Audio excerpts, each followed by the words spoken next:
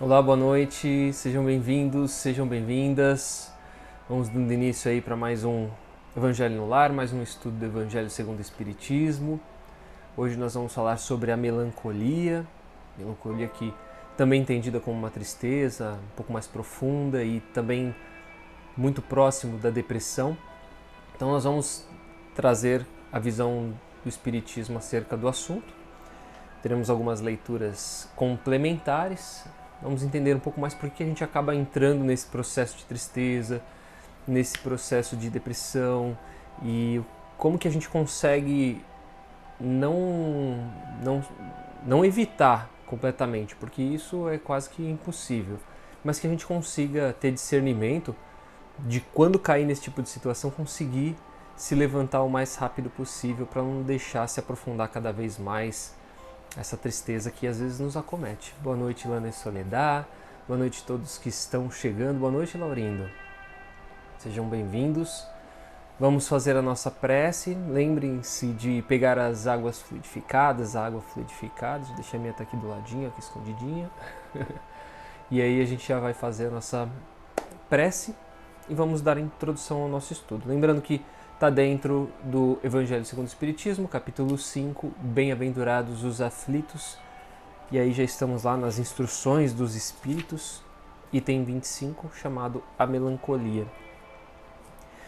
Bora lá então? Então convido todos para que sentem-se confortavelmente, para que fiquem numa posição agradável. Preferencialmente que fechem os seus olhos para poder ter maior concentração. E assim a gente vai fazer a nossa prece inicial, se conectando com a espiritualidade presente, mas antes vamos aquietando nosso coração, acalmando todo o nosso corpo, a nossa mente, e vamos aos poucos nos desligando do que foi o nosso dia, a nossa semana, as correrias, os problemas, as euforias, que possamos focar nesse momento, nos permitindo a introspecção, cuidar do nosso lado espiritual. E assim, respirando profundamente, nós vamos trocando as energias do nosso corpo. E assim, mais calmos, mais serenos, nós vamos nos ligando à espiritualidade presente. Os nossos irmãos que estão sempre conosco, iniciando pelos nossos mentores que nos acompanham desde longa data, nos inspirando, nos protegendo, cuidando de nós, nos auxiliando nessa jornada terrena. Vamos nos ligando também às equipes de proteção do próprio Terceira Revelação, esses mentores, amigos que nos auxiliam com as ideias, com o trabalho, auxiliando para que estejamos aqui nesse momento. E também convido a todos os mentores das casas de cada um que estão acompanhando esse Evangelho, que estão realizando esse Evangelho, esse estudo, agradecendo esses irmãos por nos permitir estar conectados, ligados como se fosse uma grande rede do bem, do amor. E assim a gente vai se ligando com as equipes de limpeza, proteção e higienização da espiritualidade, os índios itaporãs, procotás, os pretos da princesa Isabel e os filhos do deserto de Sulamia, todos esses irmãos das fraternidades do espaço que limpam, higienizam todos os ambientes, e eles vão passando por todos os cômodos, desde a entrada de nossas casas, retirando energias negativas que ainda existam, formas, pensamentos, miasmas, deixando tudo muito limpo, tudo muito claro, para que tenhamos o melhor momento possível.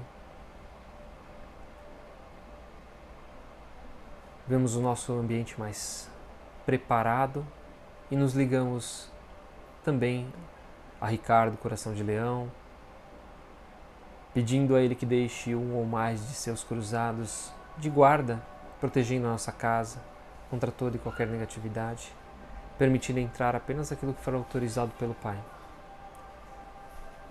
E assim a gente vê do alto a nossa casa envolvida em uma cúpula, protegido de todo e qualquer mal.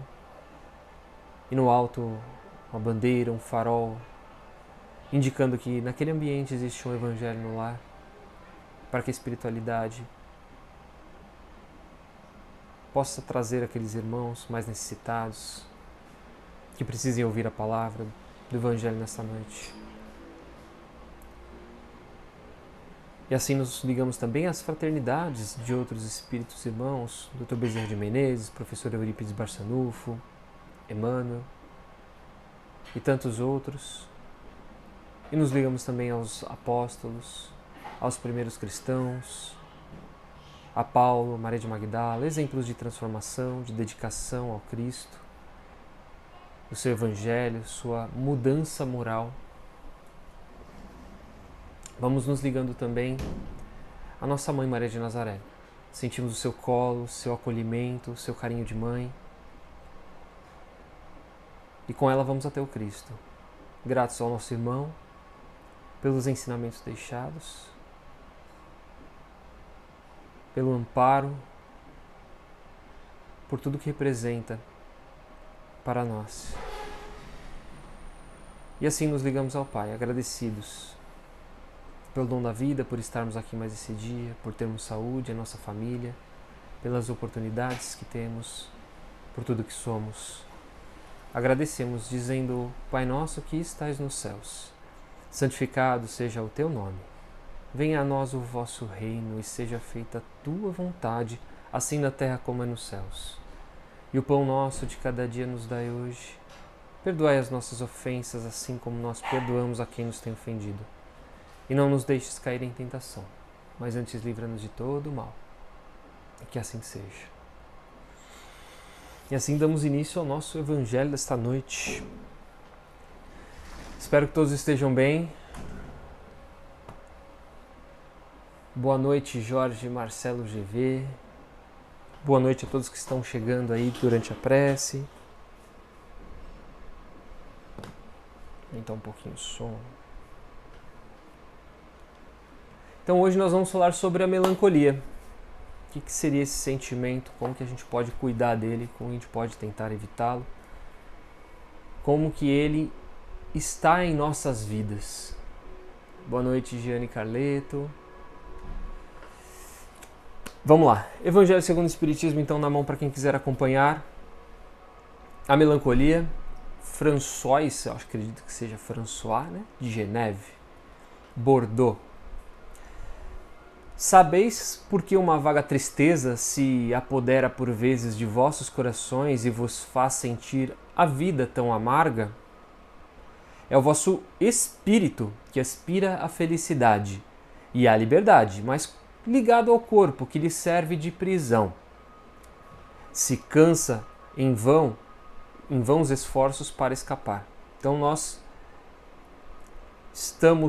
ansiamos por uma liberdade, ansiamos por uma felicidade, mas presos a esse corpo material nós temos mais dificuldade de alcançá-lo. A gente já falou bem, né, nos outros estudos sobre essa questão de estar preso, do espírito estar preso ao corpo.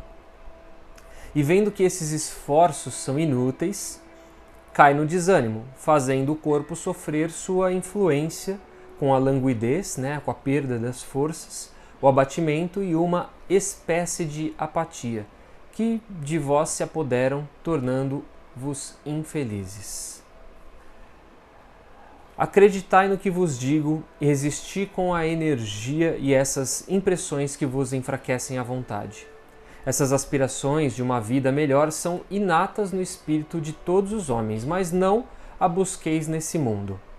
Agora que Deus vos envia os seus espíritos para vos instruírem sobre a felicidade que vos está reservada, esperai pacientemente o anjo da libertação, que vos ajudará a romper os laços que mantêm cativo o vosso espírito. Pensai que tendes a cumprir durante vossa prova na terra uma missão, de que já não podeis duvidar, seja pelo devotamento à família, seja no cumprimento dos diversos deveres que Deus vos confiou. E se no curso desta prova, no cumprimento de vossas tarefas, virdes tombarem sobre vós os cuidados, as inquietações e os pesares, sedes fortes e corajosos para suportar.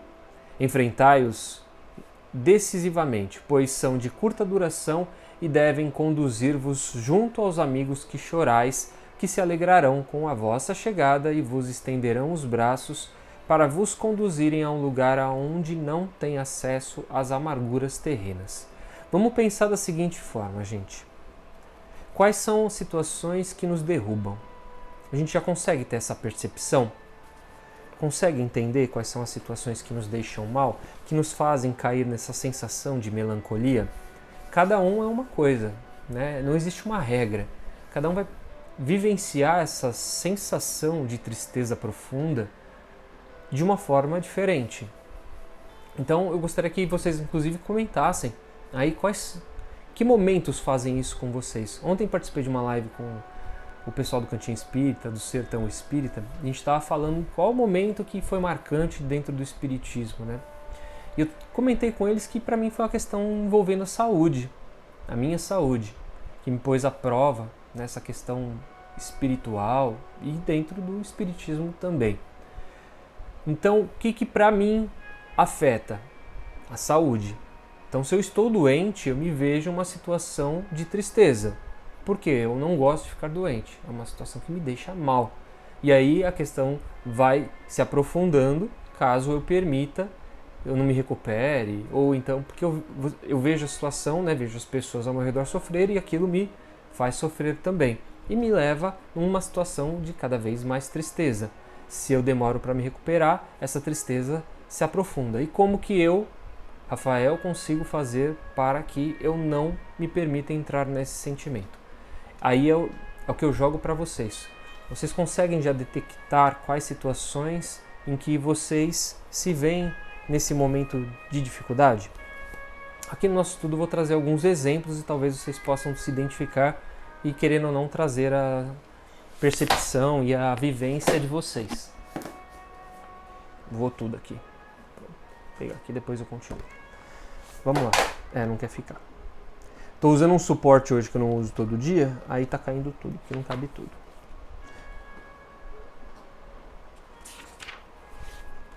Então o que a gente pode entender?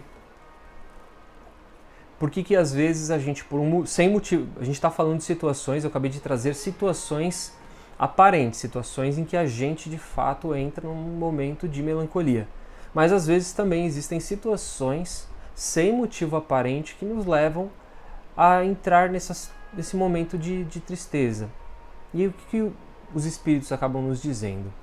Que a gente entra nessa situação porque a gente percebe, o espírito, né? A gente como espírito percebe que está preso a esse corpo, que deseja fazer determinadas coisas que não consegue por conta da questão material e não tem como sair dele. E não conseguir fazer essas coisas que nós gostaríamos nos leva ao desânimo e à tristeza. Então, a gente gera um sentimento, quando a gente não tem um motivo aparente, a gente é tomado por um vazio existencial, um vazio dentro das nossas vidas, vivências. Então, eu tô bem, tô legal, mas de repente, sinto uma tristeza, um desânimo. É justamente o espírito sentindo aquela necessidade. A gente vai chegar lá. Que seriam essas necessidades? Quais poderiam ser essas necessidades? Então a gente tem que entender o seguinte: qual é o nosso objetivo aqui na Terra? Nosso objetivo na Terra é evoluir em espírito, evoluir moralmente em espírito. Para evoluir, o que a gente precisa? A gente precisa, e isso é fato, de determinadas dores, vivenciar determinadas experiências. Para quê? Para que elas nos tragam o aprendizado que a gente vai necessitar para a evolução. Então, como que a gente consegue essa evolução moral? Através do sofrimento e da dor, das experiências que a gente vai vivenciar ao longo da nossa encarnação. Claro, as positivas também nos auxiliam, é claro, vai depender tudo de como a gente vai se perceber diante das situações.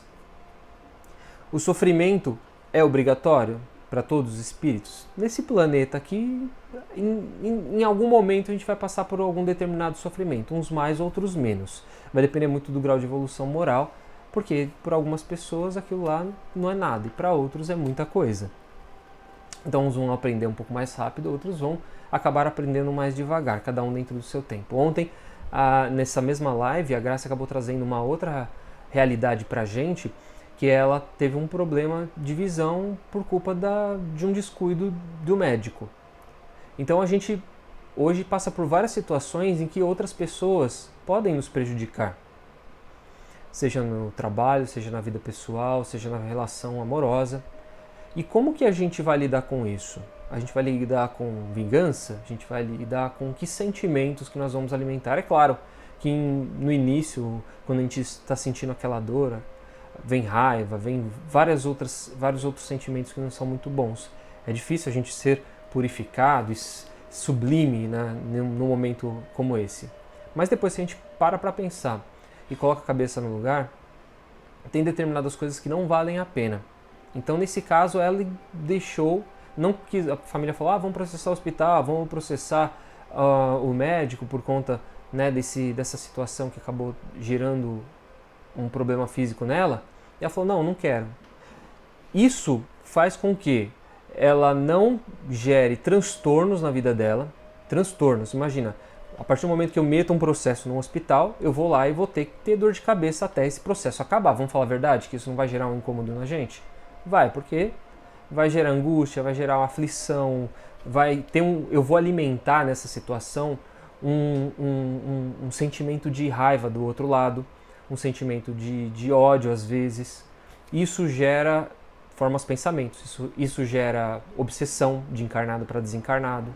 Então a gente trabalha com energias fazendo isso. A gente vai chegar lá na questão da resignação ainda. Mas a gente tem que tomar muito cuidado com o que a gente faz, com as nossas escolhas por conta do sofrer. Porque aí a gente vai poder prolongar mais ainda esse sofrimento, em vez de eliminar ele de uma vez. Vamos chegar lá na resignação ainda. Então, cada um vai passar por esse processo de dor no seu tempo. Então, determinadas dores e sofrimentos acabam nos trazendo essas tristezas, essas melancolias. E em alguns casos de profunda tristeza, profunda melancolia, nos trazem também a depressão. Aqui no livrinho do Vivendo o Evangelho, ele traz um texto sobre esse capítulo, né? Chama-se Depressão. E ele traz alguns exemplos muito bacanas, eu já vou ler o comentário de vocês. E os exemplos dele são muito vivos. Então ele fala assim, muito antes da plenitude do estado depressivo existem sintomas precursores que são contornados pela mobilização ativa da fé e da vontade. Então assim, antes da gente entrar naquele estado de melancolia, de tristeza, tem algumas coisas que a gente consegue detectar que podem nos levar para lá. Aí ele diz o seguinte, você é o arrimo da família, você é quem mantém a família. Passa por dificuldades financeiras, vamos imaginar que sejam aqui que ele esteja trazendo. Pode ser também sobre dificuldades de relacionamento, relacionamentos momentâneos, brigas. Tem medo do futuro, isso gera medo no futuro. Como vai ser lá na frente, se essa falta de dinheiro continuar? Como vai ser lá na frente, se a gente continuar brigando constantemente? Mas a fé garante a segurança. Então ele traz aqui, qual que é o ingrediente para que tenha fé?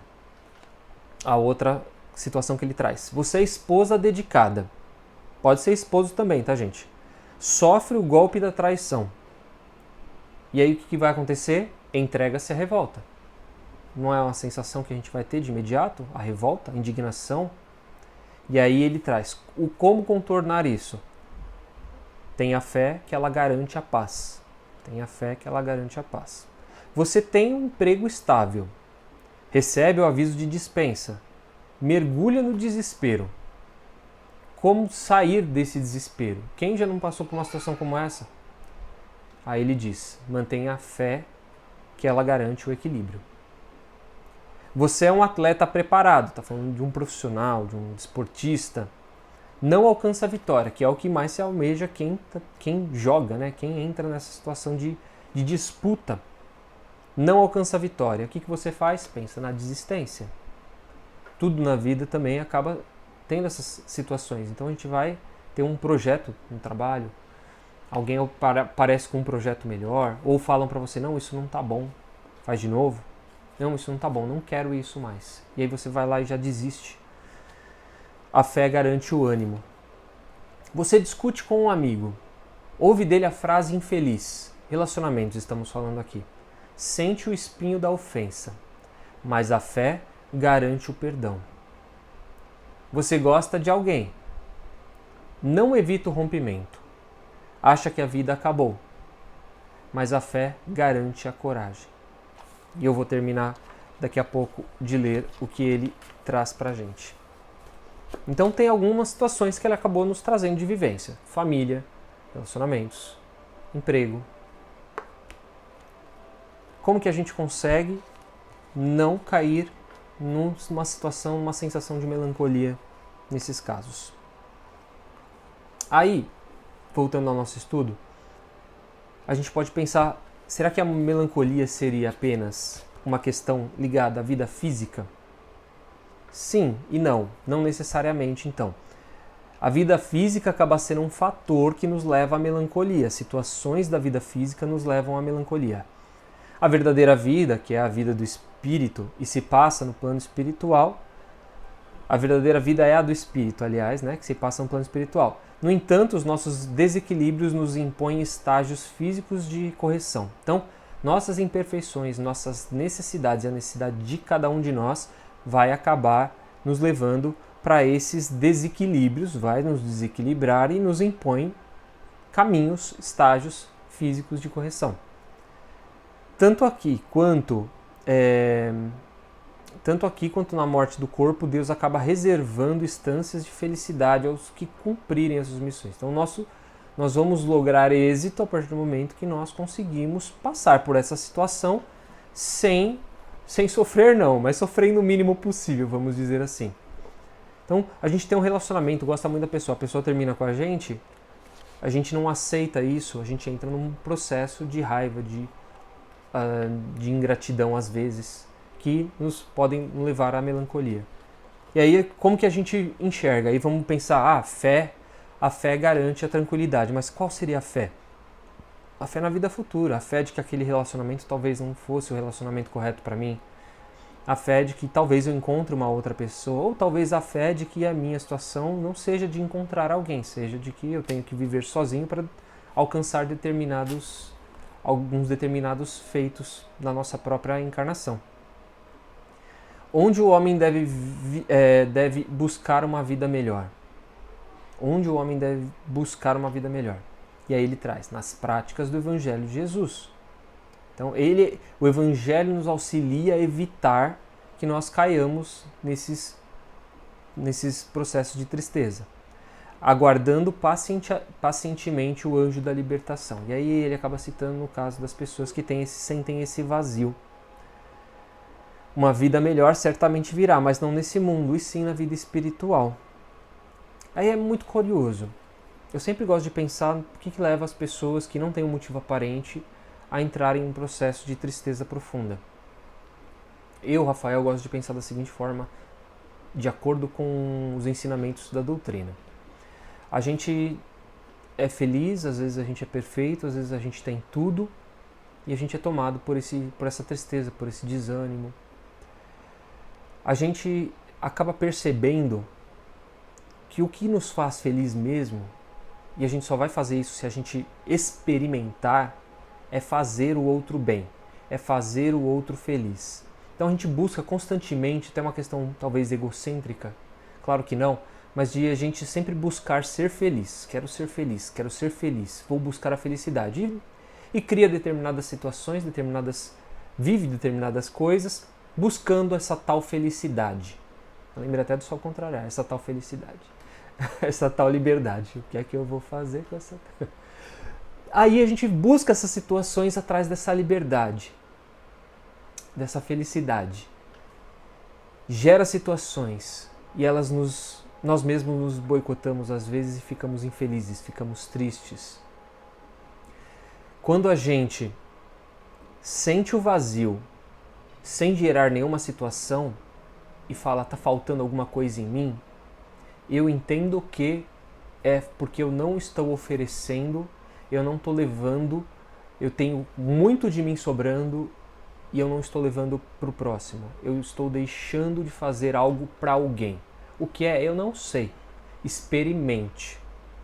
Quem já trabalhou com trabalhos voluntários de ações, de diversos tipos de ação social. Vou citar alguns aqui que eu já fiz e que me deixou pleno. Isso me deixa pleno. Quando jovem eu fui junto com um grupo de mocidade tocar e cantar músicas deu branco agora. Num espaço recluso lá de leprosos, rancenianos, né? E ver as pessoas naquela situação, do jeito que elas estavam, e felizes, me deixou muito mais completo do que a música que nós fomos levar para aquelas pessoas. Realizar campanhas sociais, sabe aquelas pessoas que vão levar alimentos, marmitas para as pessoas na madrugada, nas ruas?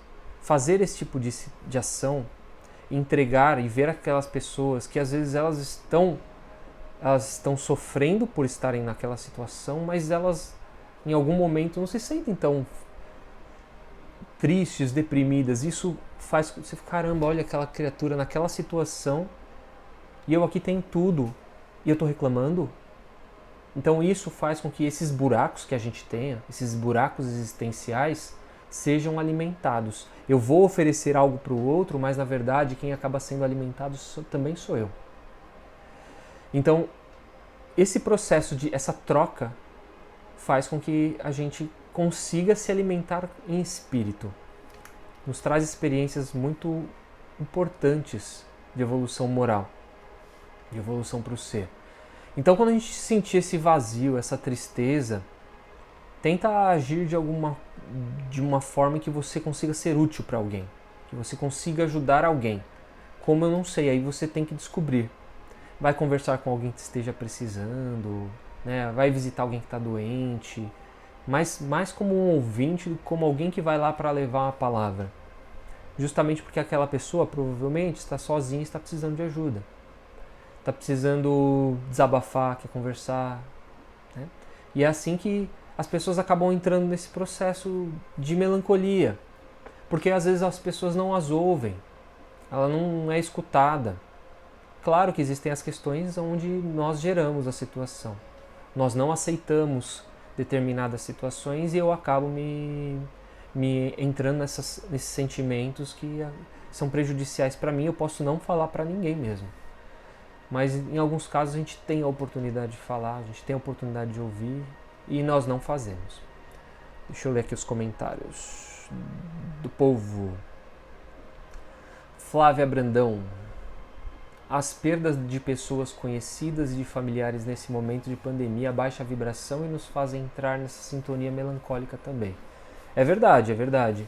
Quando a gente vê os números exorbitantes das pessoas que estão morrendo por conta da pandemia, quando a gente vê as pessoas doentes, quando a gente vê aquelas situações absurdas que a gente vê das pessoas sendo entubadas sem anestesia, sabe, amarradas, realmente isso nos deixa absurdamente tristes, né? Faz com que a gente crie aquele sentimento de empatia por aquela pessoa. Se coloca no lugar dela, imagina o sofrimento que ela não esteja passando. E a família daquela criatura? Como será que ela não está? Então a gente acaba gerando essa melancolia, mas como eu disse, também acaba nos gerando esse sentimento de empatia. E isso é rico pra gente, porque a gente vai pensar que o que eu não quero pra mim, eu não vou querer pro outro, né?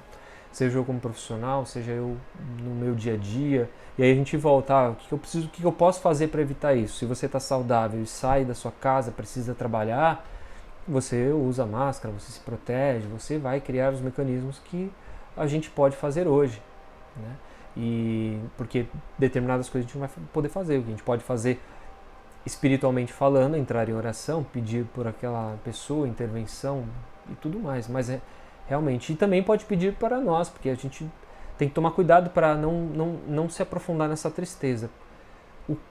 Eu vejo muita gente reclamando nas redes sociais justamente dessa questão, eu não aguento mais isso acaba comigo, eu quero sair do país, sabe, esse monte de coisa, tem que acabar logo determinadas coisas.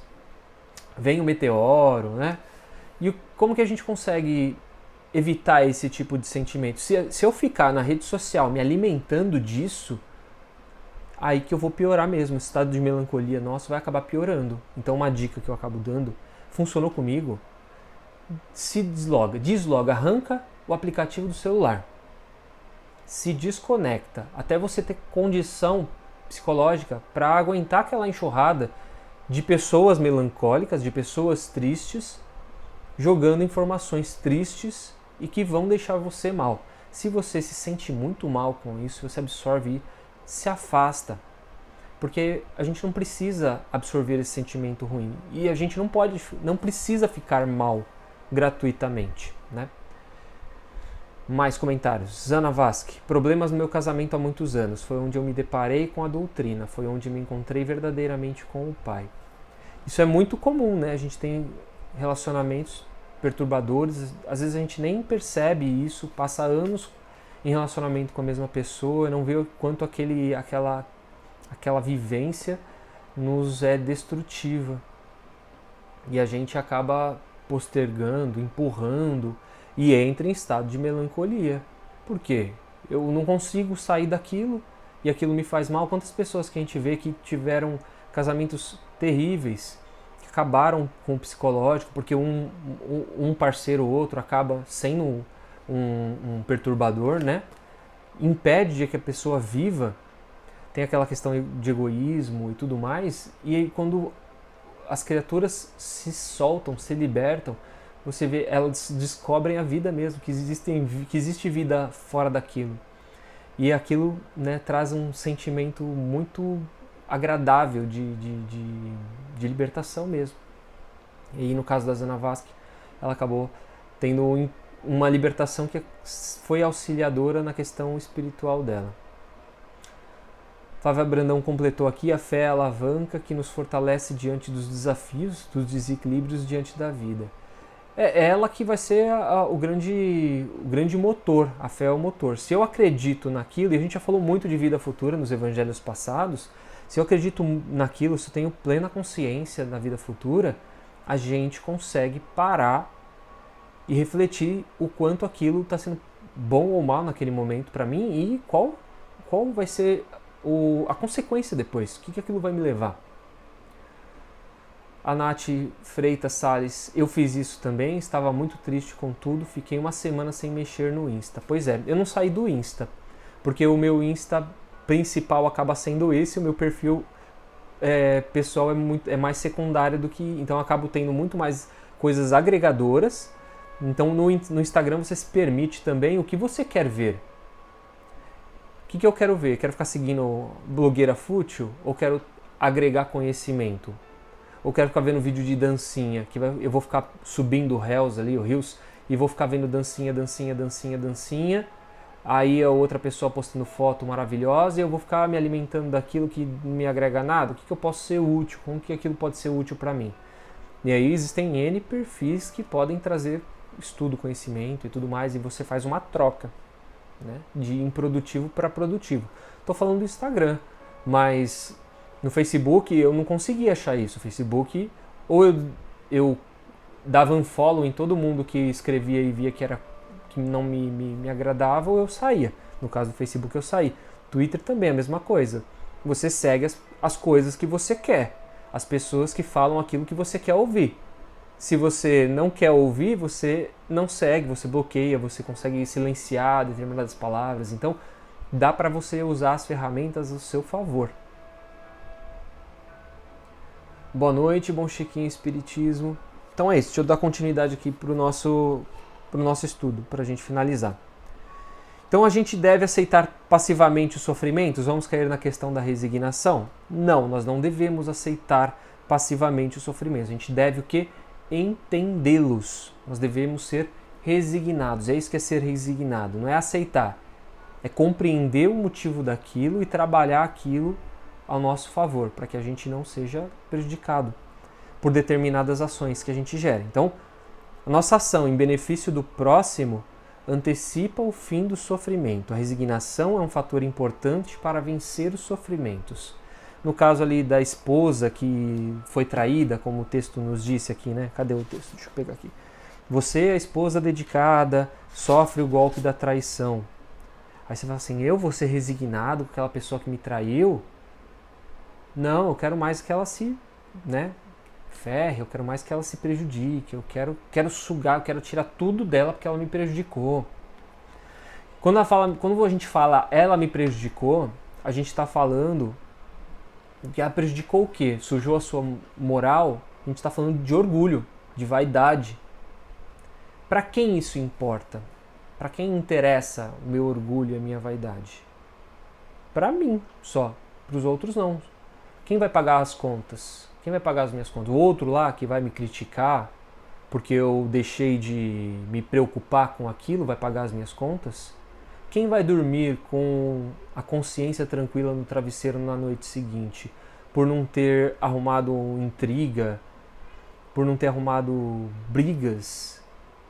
É tão agradável a gente dormir sem preocupações na conta que deixou de pagar, no pensar de será que aquela pessoa está brava comigo? Ou com ódio remoendo o nosso coração por palavras que a gente tenha soltado e ferido outras pessoas e não tenha pensado o quanto aquilo pode ter sido ruim para ela. Então assim, olha quanta coisa acaba gerando. E a resignação entra aí. Não, isso é meu. Eu não me preocupo com isso. Isso não é um problema que eu vou alimentar. Isso não é um problema que eu vou levar lá pra frente. Não, eu quero acabar com isso aqui. Se vão me julgar, se vão achar que eu sou isso ou aquilo, isso é problema das pessoas. Eu estou bem comigo e bola pra frente, porque quanto mais a gente fica preso a essas criaturas, mais a gente se atrasa também nessa evolução que a gente tanto busca. Então todos nós temos sim uma missão na Terra. Isso traz uma outra angústia, né? Muitas pessoas se questionam: nossa, qual será a minha missão na Terra? Eu não sei, eu queria saber, eu queria entender. Deus não nos colocaria no mundo sem razões elevadas para o progresso. Então nós temos que progredir através dessa missão. Já é alguma coisa.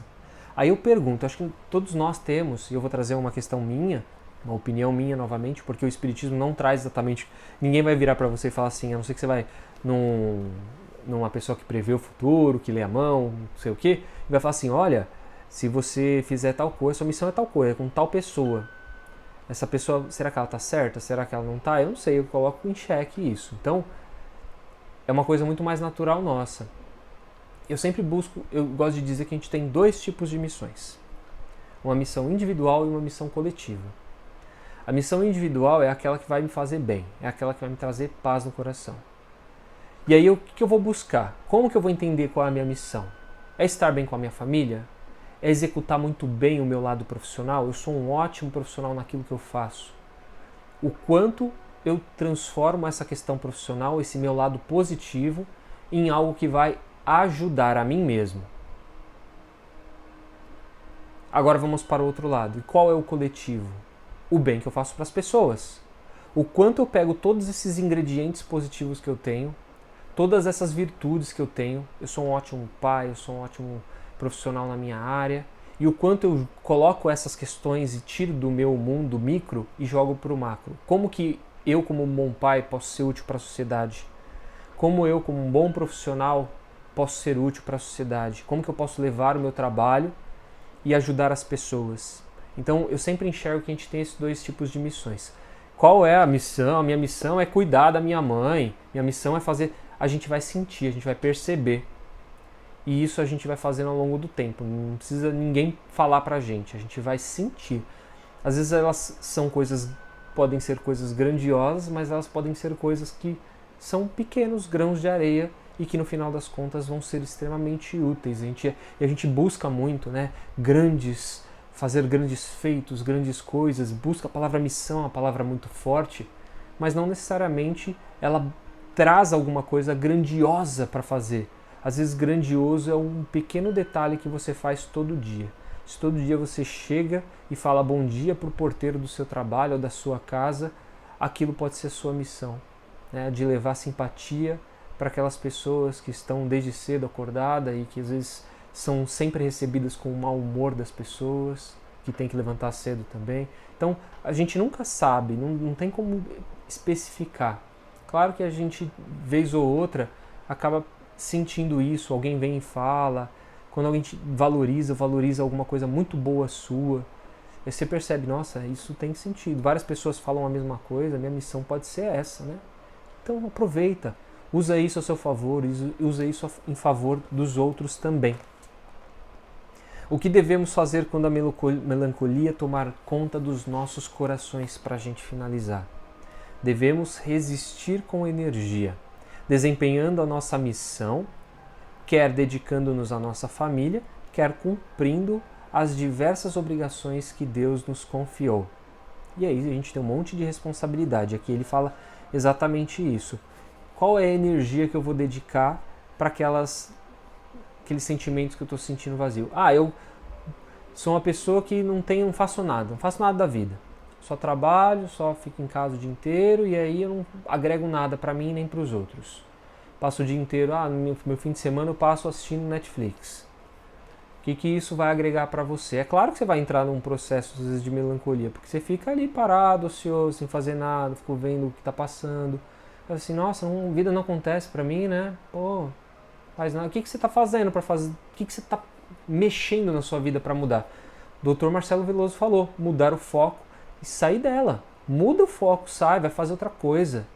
Não está satisfeito com a sua vida, não espera entrar no momento de melancolia. Abra a cabeça. Vai fazer outras coisas, vai experimentar novas coisas. Não gostou? Tenta outra. E é aquilo, se você está se sentindo mal, não acha o que pode ser feito para mudar a sua vida, busca ajuda profissional. Vai procurar um psicólogo, procura um terapeuta. Pessoas que vão auxiliar você a buscar essas necessidades, esses vazios. E comenta com eles de fato que isso tem te trazido tristeza, tem te trazido melancolia, que você precisa de ajuda, né? Desabafa, conversa com as pessoas, não espera e não aceita essas respostas de tipo, isso é frescura, não, isso é mimimi, né? Não, a gente tem que entender que a gente precisa de ajuda e nós precisamos buscar ajuda. Espiritismo não é comodismo, é ação, é prática. Devemos ser fortes e corajosos quando sobre nós desabarem as inquietações e tribulações das nossas provações. E aí, para finalizar, vou trazer de novo o que fala a depressão aqui no livro, no finalzinho. A depressão é com frequência a resposta tardia às mágoas acumuladas nas lutas diárias. Então nós temos as nossas lutas diárias. Vou deixando acumular todos aqueles sentimentos. Momento, em alguma situação, aquilo vai me fazer mal, vou cair em depressão, vou cair num estado de melancolia, de tristeza.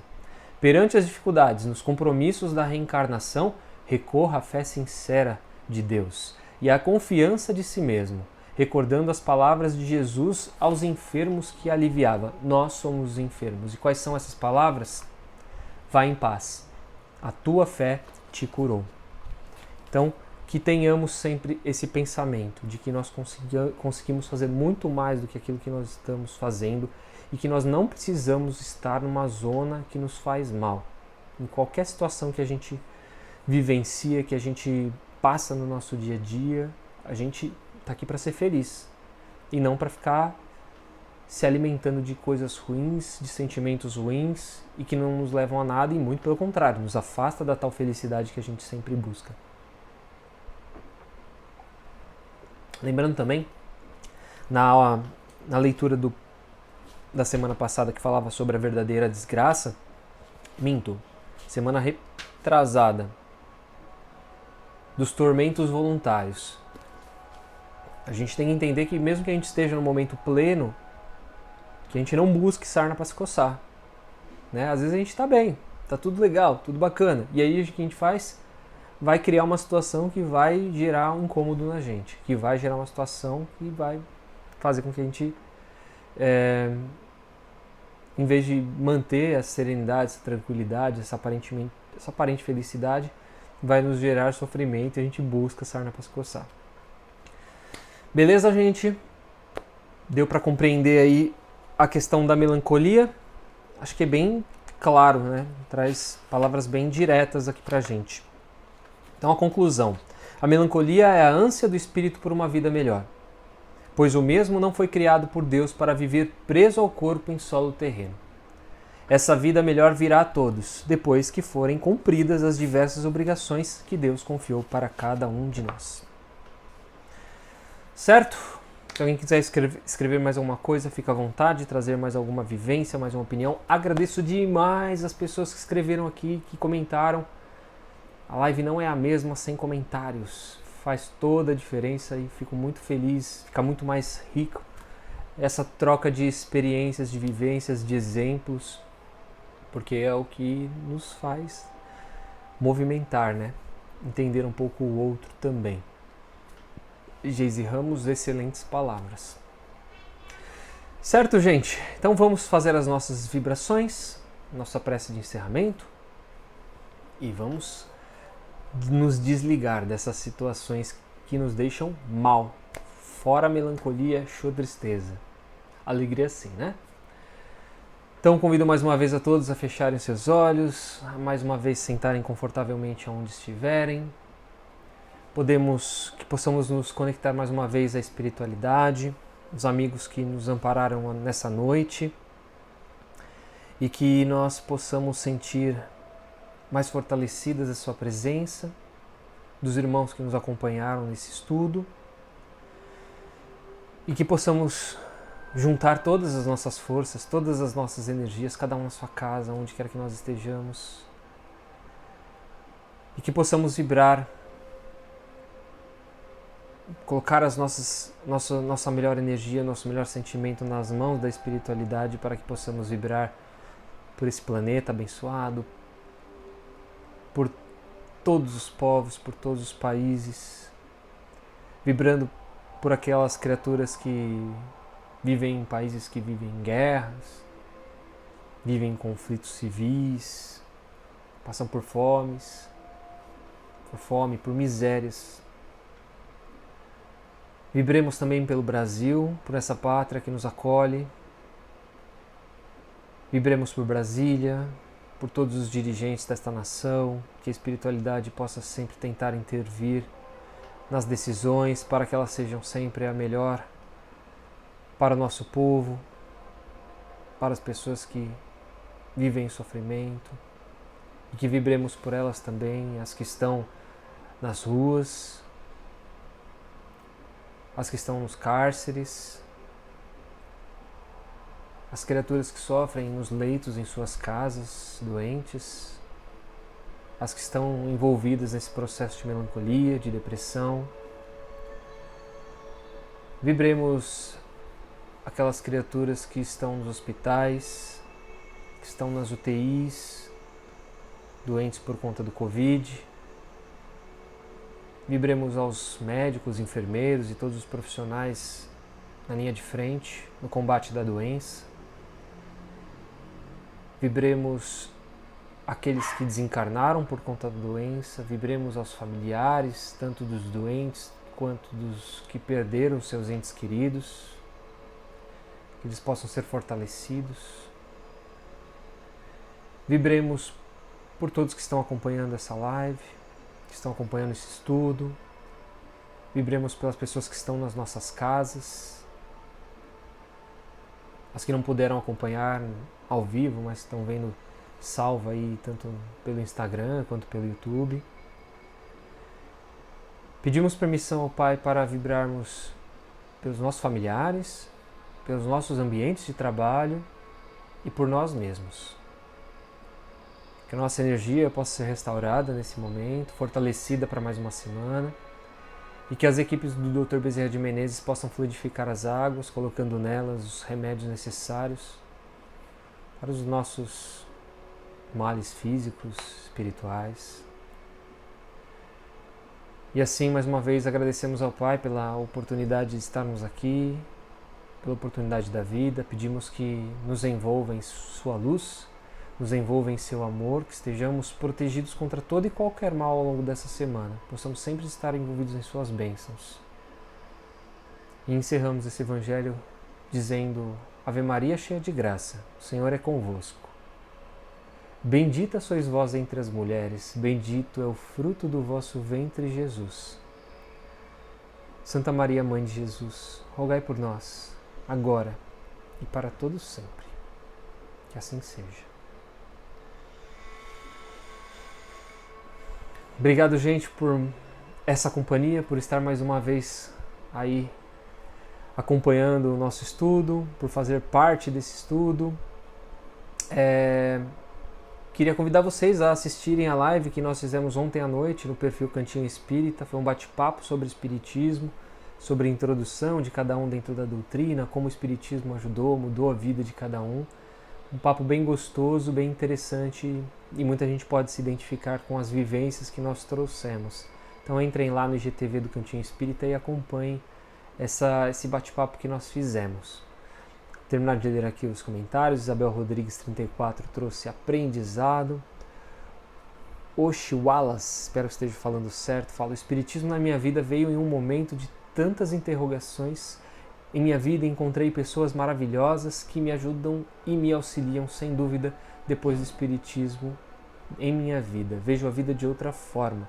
Sem dúvida é uma transformação. E é uma transformação, é diário, é em todo momento. Quanto mais a gente percebe essa transformação, mais a gente consegue se transformar.